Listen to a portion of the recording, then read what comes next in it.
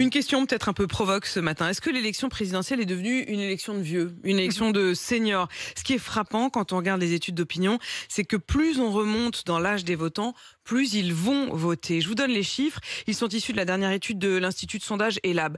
50% des 18-24 ans qui sont inscrits sur les listes électorales disent pourtant qu'ils n'iront pas voter. Pour les 25-34 ans, c'est un petit peu plus, 52%. Et pour les plus de 65 ans, c'est encore plus, 62% disent qu'ils iront voter au premier tour. Vous le voyez, ça monte avec la pyramide des âges. Les jeunes iront-ils voter à 2 semaines du premier tour? Comment motiver les jeunes? C'est le reportage de la rédaction. Il est signé ce matin Anivia Tolinki et Aymeric Dantreuil.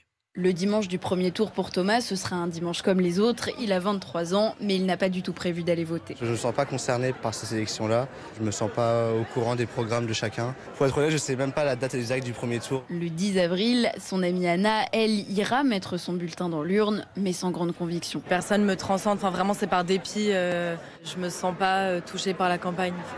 Elle est boring.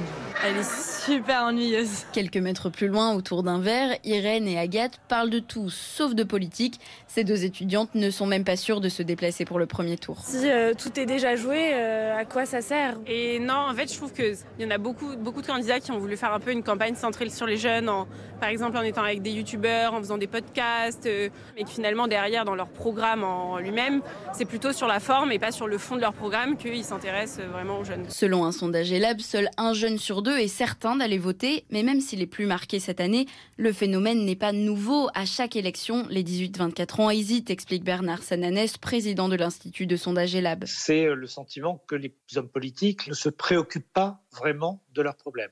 Et puis, il faut dire que les moins de 30 ans représentent aujourd'hui moins dans le corps électoral parce que la population française a vieilli. Donc les jeunes se disent aussi en partie « mon vote ne suffira pas à changer les choses ». Alors pour faire changer les choses, certains jeunes s'expriment autrement, comme Arthur, 20 ans, membre du mouvement écologiste Youth for Climate à Nantes. Tout est un acte politique à partir du moment où l'acte est collectif. Et donc finalement, nous on aurait tendance à plutôt définir la politique comme quelque chose qui aurait tendance à se faire parallèle aux urnes en fait. Lui-même n'ira pas voter, mais il sera dans la rue aujourd'hui et demain avec d'autres militants pour défendre la cause du climat.